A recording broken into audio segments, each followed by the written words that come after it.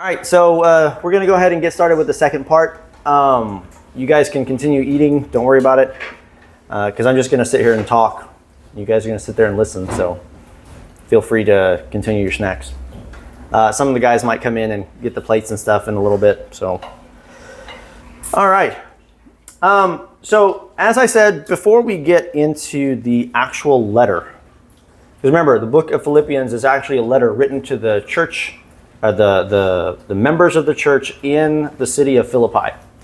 In fact, if you look at the writings of the Apostle Paul, a lot of them are letters written to groups of Christians in particular places. We'll have a map up here in a little bit that has Galatia. So that's the area where the Galatian churches were at. The letter that Paul wrote to Galatia was written to them. And so you'll see the different things, the different locations that are in that. So this part of the class tonight, what we're going to talk about is some background stuff. All right, we're going to talk about Paul and his life a little bit.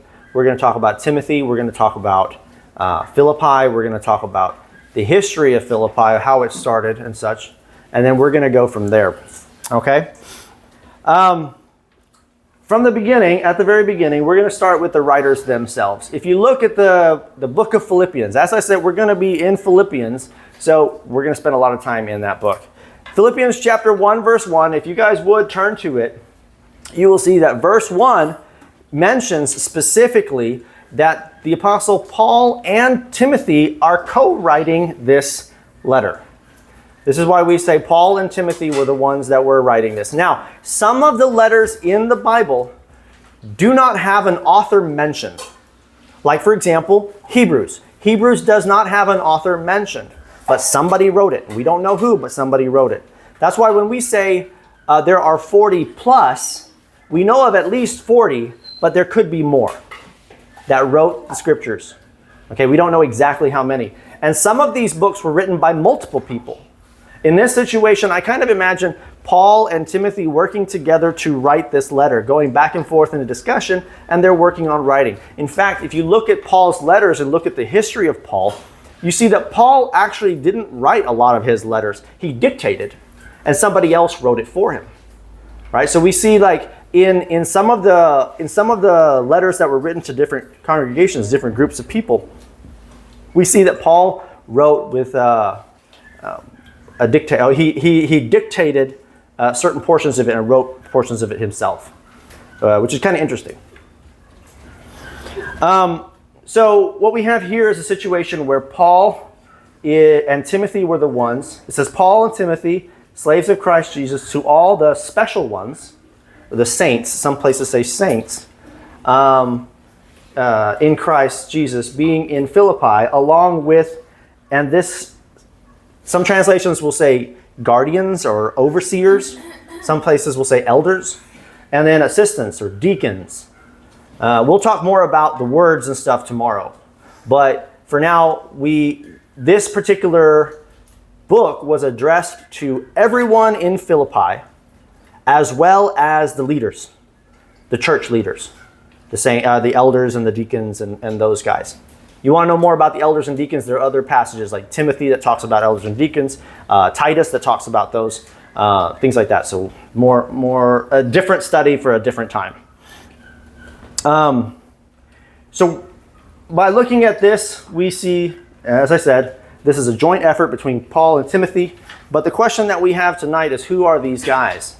If you look at the history of this and you look at the context of Paul, we find a lot of information about Paul in the book of Acts.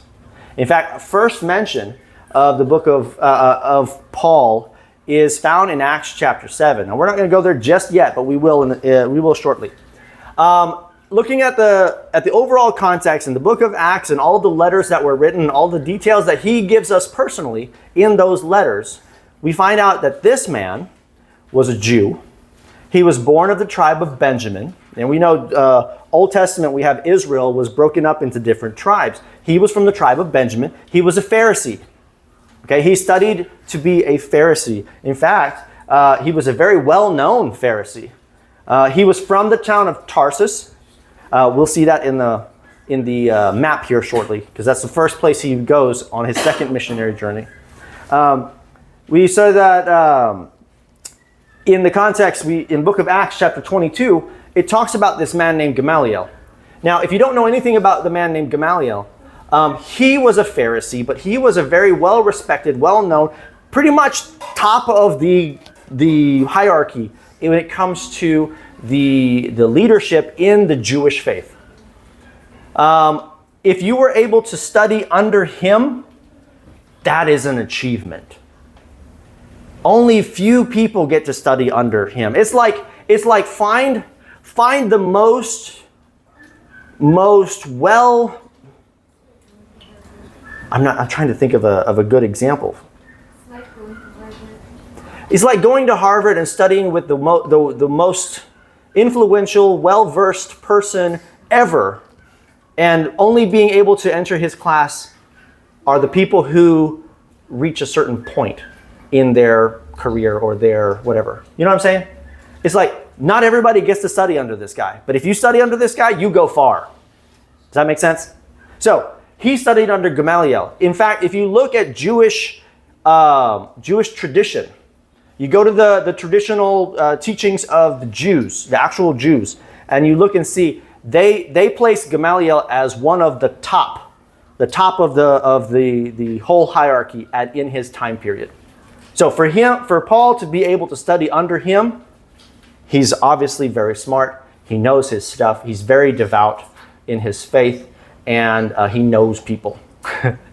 Okay, so and anybody who gets to study under him ends up becoming somebody, right? Fame, fortune, and all that stuff. He had everything that he could ever possibly want. He had it made. All right. So in Acts chapter 22, it records the section about him talking about Gamaliel as his teacher, right? We know that he was very devout in his faith because of the things that he did to the Christians. And we'll talk about that here shortly. But he was very devout to God. He was very zealous for God. And he was willing to do anything and everything that was necessary in order for him to prove his faith to God. Because that's how serious he was about his faith. Right? Even if it meant him dying, that's what he would do. Okay? He persecuted the church, the Christians, who he believed were going against God. Right? His understanding of these group of people called the Christians was that he thought that they were blaspheming against God. He thought that they were doing things that were against what God wanted, and God wanted them gone. And he set out to get them gone. Right? He set out on a mission to eradicate Christianity as it was known. Okay? It begins in Acts chapter 7. So he hunted down and killed people, put them in prison, torture, all that stuff. Things that you read in the book of Acts about the first century Christian, he's the one that started it all. Okay, it was because of him. From this point, from Acts chapter 7 forward, we see bad things happening to the Christians. And all started because of this. So in chapter 7, we have a story where Saul, because Paul was originally Saul. He changed his name later on. We'll get to that. But Paul was originally a man named Saul. As I said, he was a Benjamite. He's from Tarsus. He grew up in Jerusalem. He studied under Gamaliel. And he became a Pharisee and was very zealous for his faith. But we get to this story here. If you look at Acts chapter 7, Acts chapter 7 records the story of a man named Stephen. He's a Christian. He's a person who was influenced by the apostles. He goes to the Sanhedrin. The Sanhedrin is a big group of religious teachers in the Jewish faith. And he goes and talks to them about their history. He gives a history lesson and he condemns some of the things that they're doing. Because his claim was they are repeating the things that their ancestors did. And he's condemning them for it. And they didn't like it. And in the end, he was killed, right? So yeah, Jewish council, the Sanhedrin, Stephen gave the and the result of this speech involved the stoning of Stephen. And from this point forward in history, this began the persecution of the church. Okay? They took him out, and it says in the script, in chapter 7, it says that the people around laid their coats at the feet of a young man named Saul, and Saul approved of what they were doing, and they stoned him to death, and they stoned him until he was no longer breathing. Okay? And then from that point forward, Saul made it his mission to seek out and destroy this group of people called Christians. And he went from place to place. And in fact, if you look in Acts chapter 9, Acts chapter 9 is the location for where we see his conversion happens, right? So yeah, he's responsible for many murders. He goes systematically from place to place, hunts down any kind of hint of Christianity in a particular place. He would go to pull them out of their homes, put them in prison, torture, kill, whatever. Whatever was necessary, he did that. He took responsibility for that because he was devout and believed that what he was doing was what God wanted him to do. Okay? We know that from the context. Looking at all the stories that Paul said about himself, the things he himself said about himself. Eventually, he heard of a group of Christians in a place called Damascus. He asked for permission from the elders or from the higher ups, asked for all the different communications between them and the people in Damascus about these Christians. And he wanted to go to Damascus to hunt down these Christians, capture them, put them in prison, torture and all that stuff, to get rid of them, right? But on the way to Damascus, he met a light. A light appeared. And we know from the context that's Jesus. Jesus appeared before him, and he became blind. And the voice asked him, "Why are you persecuting me?" And the voice sent him to a man named Ananias in Damascus. And he had to be led by the hand. He had 2 companions with him. He had to be led by the hand into Damascus. And they met a man named Ananias who, if you think about Ananias' situation, he's like, I'm dealing with the infamous Saul, who is hunting Christians. Why would I want to go talk to him? Right? But he was given a vision. He goes and talks to Saul, and he talks about Christ, and he talks about the things, and he learns about who Christ is and what he did.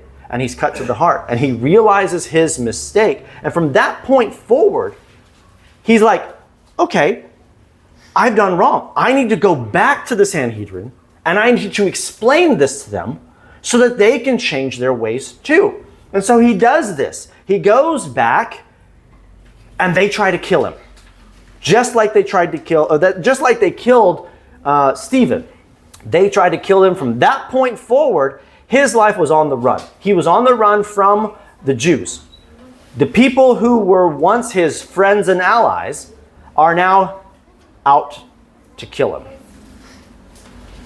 And this is like this for the rest of his life. Okay?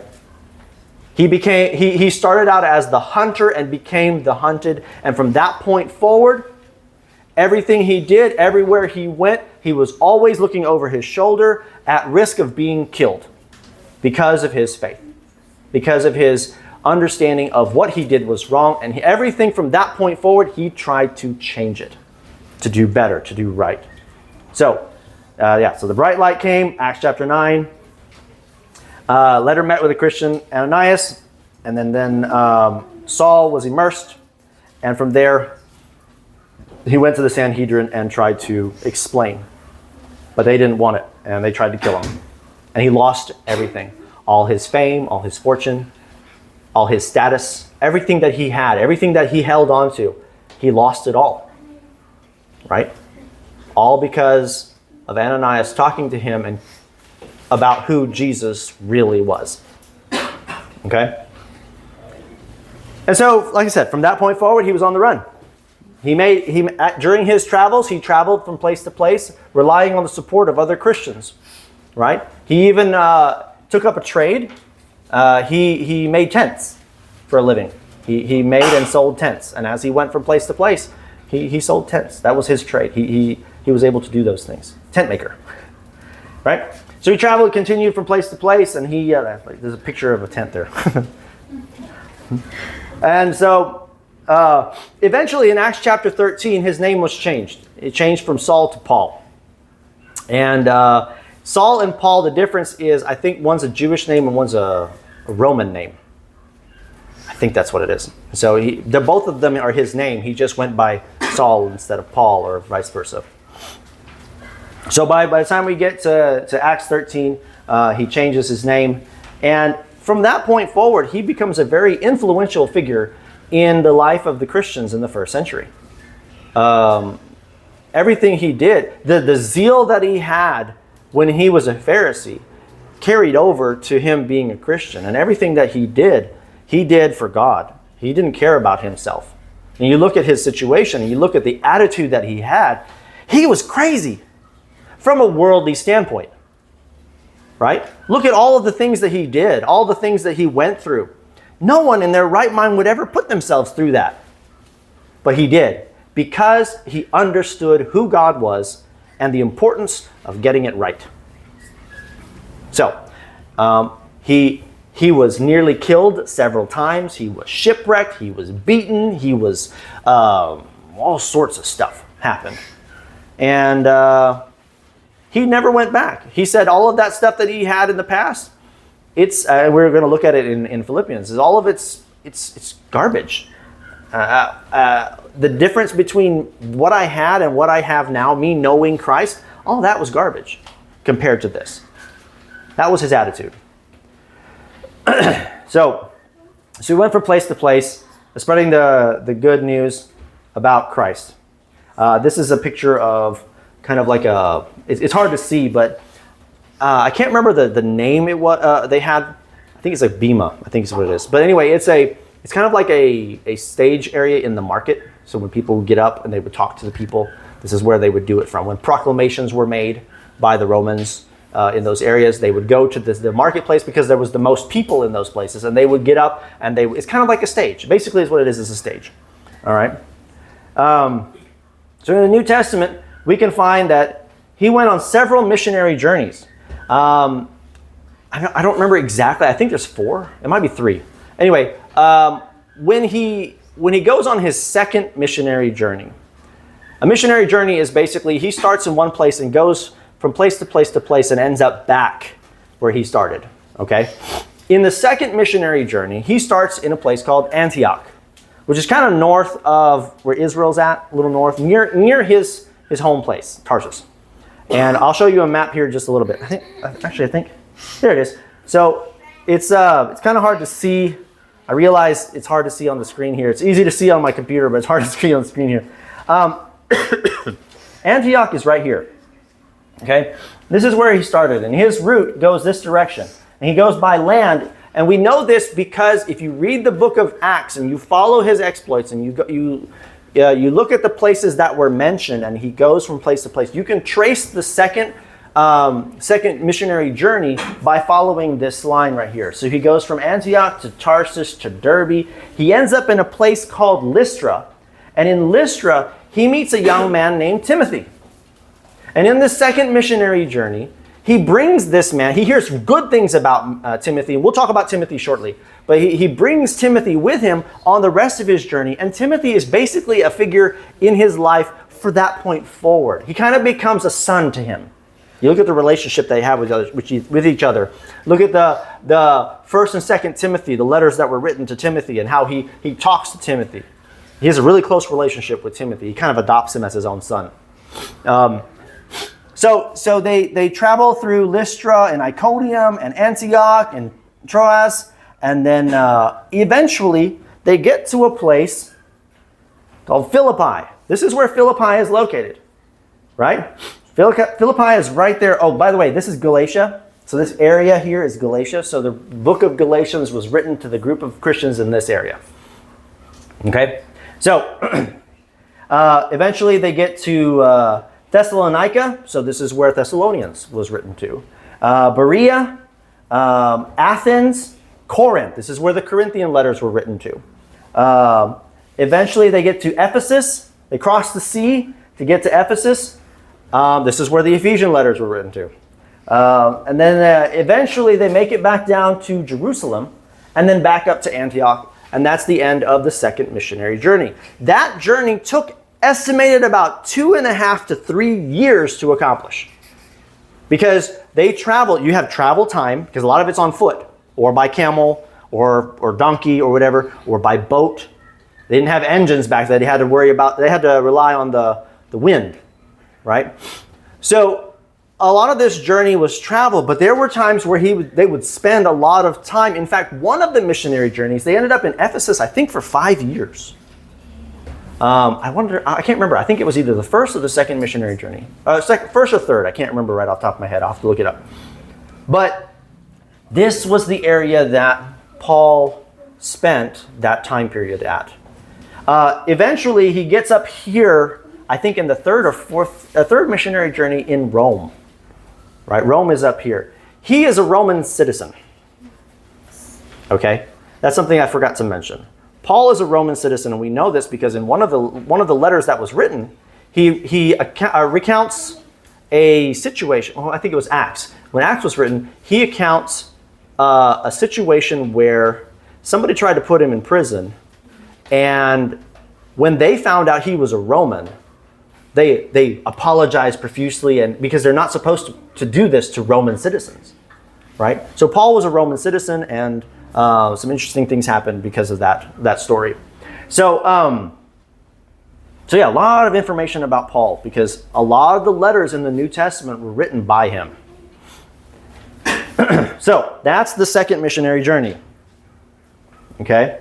So as I said, on his second missionary journey near the beginning, he ended up in a place called Lystra, which I said right here, Lystra, right? That's Lystra. So I said he started here and end up here. He met a young man named Timothy. So that's the end of what we're going to talk about with Paul, because there's a lot of stuff we can talk about. We can do a whole seminar on Paul, but I'm not going to do that.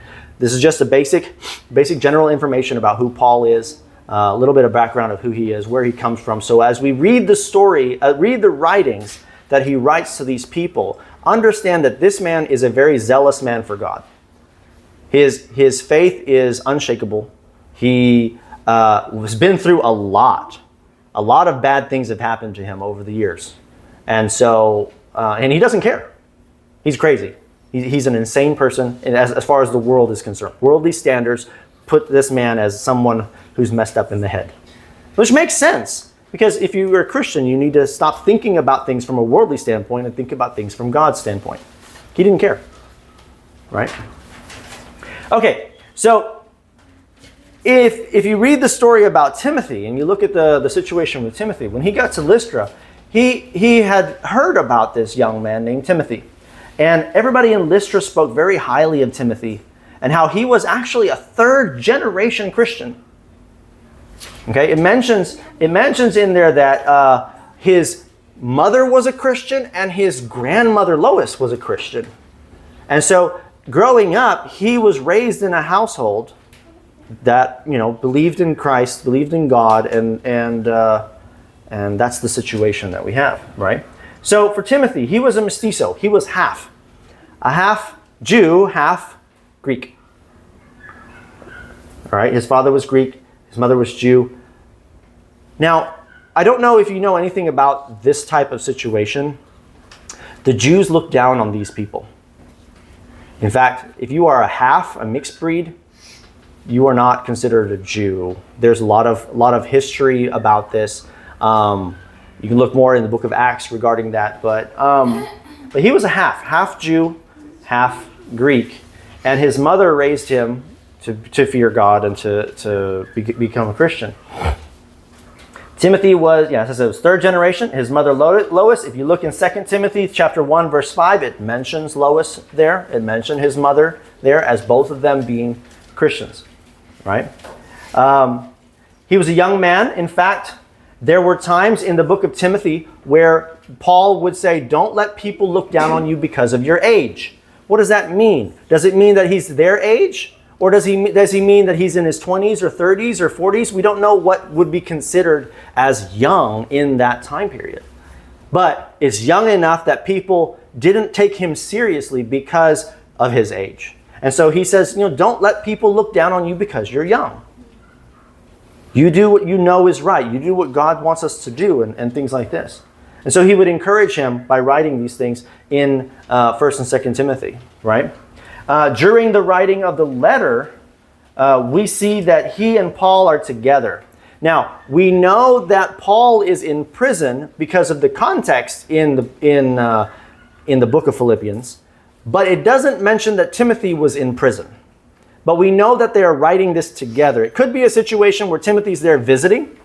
It could be a situation where Timothy is in prison, but usually in a situation where Timothy is in prison with him, he would say it as such. In the letter itself, it mentions that he wants to send Timothy to Philippi. So by that, we kind of have this idea that, okay, he's not actually, Timothy's not actually in prison with him, but he's there with him while they're writing this letter. Does that make sense? Okay, so Paul is in prison. We don't know exactly why, but in the book of Acts, it talks about one instance where he did go to prison in Philippi, and we'll get to that here soon. No,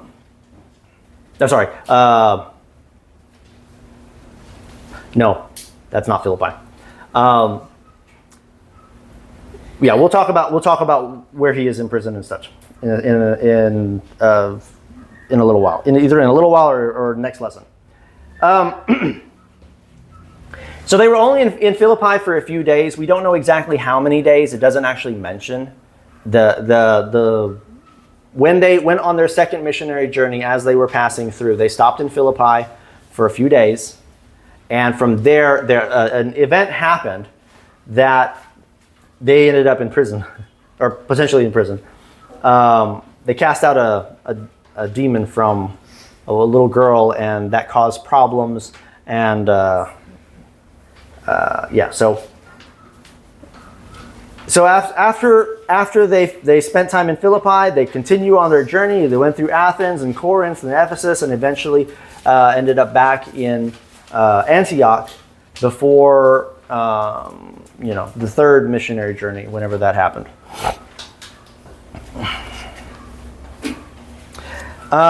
We don't know very much more about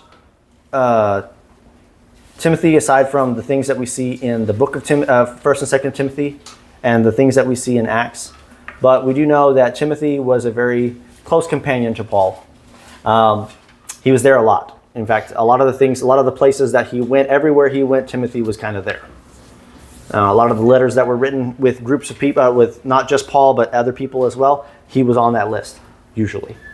Until there was a time where Paul sent Timothy to Ephesus to work in Ephesus, and then we have the letters 1st and 2nd Timothy.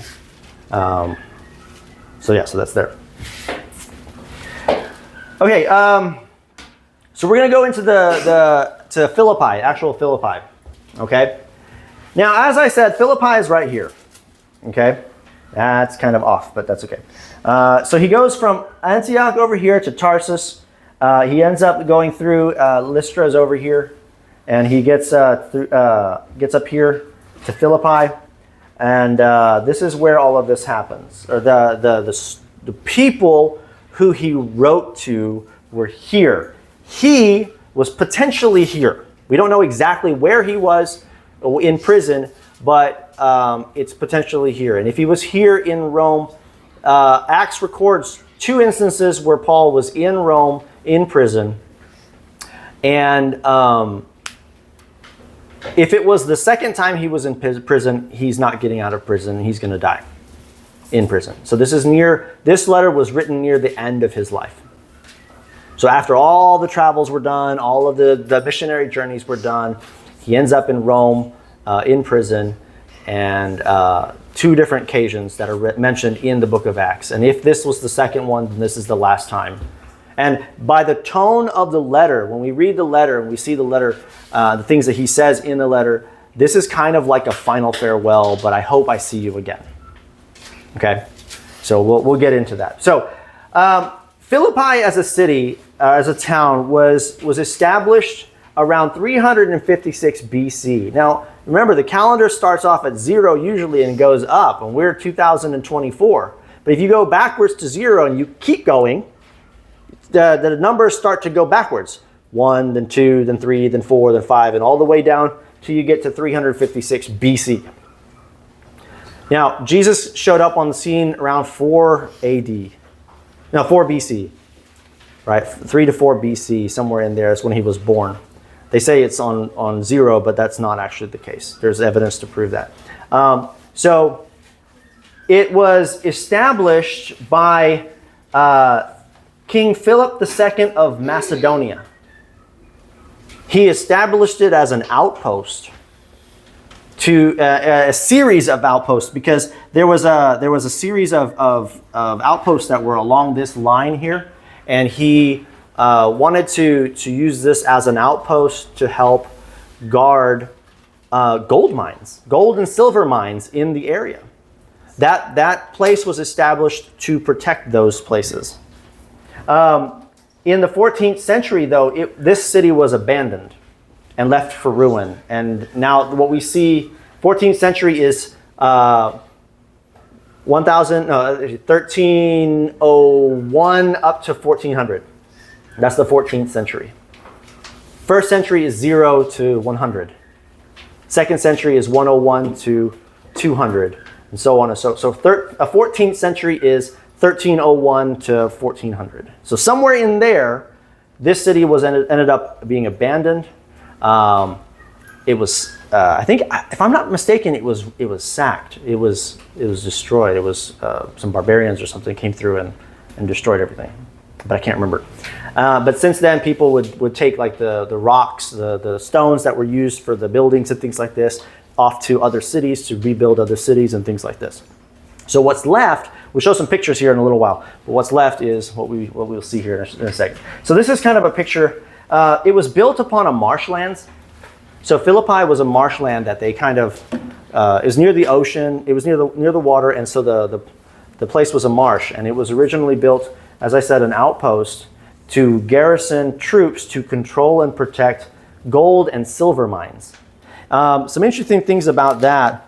I did some research on it and some cool stuff.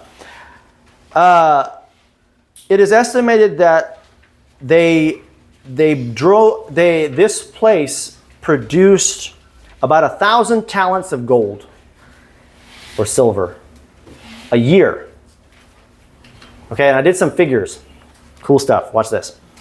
A Roman talent is roughly about 32 kilos. So that's 32 kilos times 1,000. That's 32,000 kilos. Right? If it doesn't say, was it gold or silver? It just says it produced, 1,000 talents. If it was silver, the current prices for silver is about $28 an ounce. That's roughly about $980 per kilo. $980 per kilo times 32,000 kilos. That's quite a lot. We're looking at just under $1 million a year. If it was gold is, I think it's $2,328 an ounce, which means it's $82,000 per kilo, which means it produced $82 million a year worth of gold. It's nuts. A lot of gold there. So that you understand why there was a garrison that needed to be placed, because the mines needed to be protected from raiders and things like this. And so when the Romans came in and they took over, in fact, the Romans were in control of the area. They took over about 200 years before Paul ever showed up. No, 150 years before Paul ever showed up on the scene. So they had established themselves already. So it roughly had about 2,000 people living there at any given time. The Macedonians built it, and it was taken by Rome in 167 BC. It is estimated that Paul visited around 49 to 50, so roughly about 200 years. 150 to 200 years of time had passed since the Romans took over. And when the Romans took over, they made it better. They added their technology to stuff.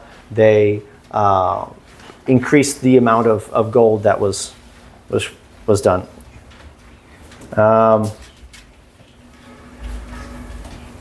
Paul visited this city on 3 separate occasions.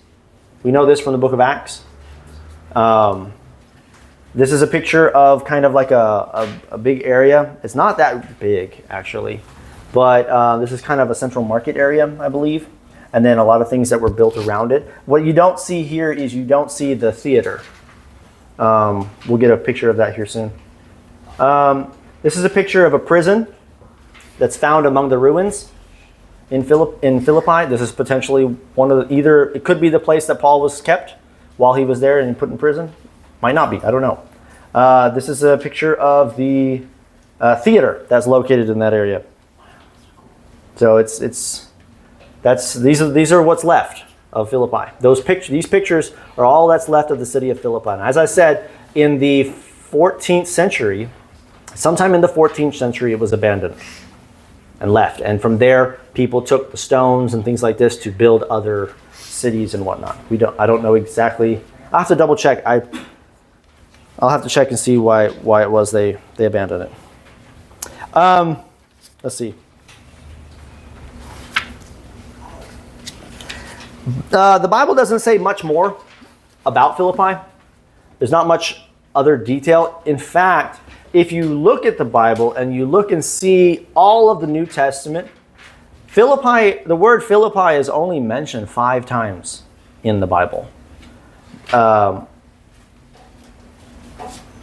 The 2 of them are, Matthew and Mark mention Caesarea Philippi, which is a city just north of the Sea of Galilee. This is not our Philippi. This is a different Philippi, okay? So 2 of those 5 are not even the right Philippi. The book of Acts contains 2 mentions of Philippi. The first is found in Acts chapter 16. This is on his second missionary journey, and while he's there, I believe this is the one where he was bothered by a little girl who had a demon in her. She was predicting stuff and saying things about these men. These are God's men and things like this and whatnot. And he got tired of it. And so he basically just cast a demon out of her. And this caused a problem because this girl was the money maker for whoever owned her. And he made issue with it, ended up there's a conflict in that situation. The next mention is Acts chapter 16. If you go to this right here, Acts chapter 16, verse 12 through 40, this is the story, and it mentions that. We don't have a lot of time, so we're gonna just, you have it in your notes. Go and read it yourself. It's an interesting story.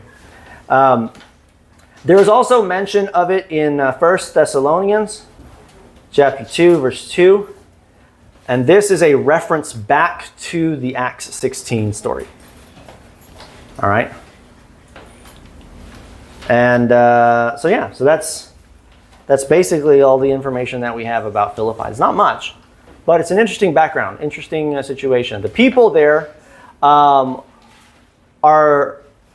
there are a mix of Gentile Christians and Jewish Christians. Jewish Christians because during the persecution, a lot of them left Jerusalem, left Israel, and moved along these areas. And we see from the letters of Paul along the way, these are written to different churches that have a mix of Jewish Christians and Gentile Christians. What I mean by Jewish Christians is they were former Jews who became Christians, and the Gentile Christians are people who weren't Christians at all, weren't even Jews, and they became Christians. And so there's a little bit of conflict in some of the letters that were written, And so those are addressed in the different books that were written, or letters that were written.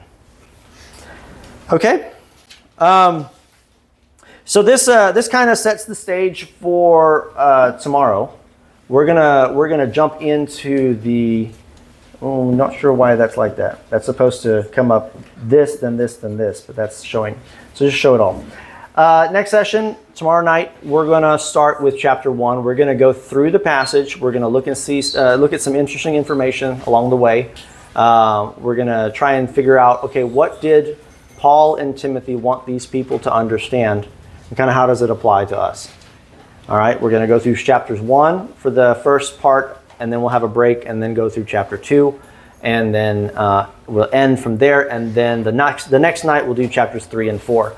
I highly recommend that everybody, if you would, please go ahead and read those 2 chapters. Read the whole thing. It's not going to take long. It'll take maybe 10 minutes, 10, 15 minutes at most. If you sit down start to finish, there's only 4 chapters in the book. Read it a couple of times. At least read the chapters 1 and 2 at least 2 or 3 times so that you can have an idea of what's going on. The first time you read it through kind of gives you a general idea of what's going on. The second time you read it through, you notice a little more details along the way. Third time through, even more details and so on. If you can, make a list of things that you notice, little important details. What are the points that Paul was trying to make in these chapters? And we'll go through those tomorrow night. Okay? And that's it. The only other thing I can think of is this book is one of the, what we call the captivity epistles. There are several books that were written while he was in prison. This is one of those books. There are several possible locations he could be in prison here. Could be Rome, could be Ephesus, could be Caesarea. But tradition kind of points, and the details kind of point towards him being in Rome. And as I said, if this was him in Rome, Acts records him being in prison in Rome twice. And if it's the second one, then this is one of the last few letters that he writes, because he dies not too long after that. The Romans kill him.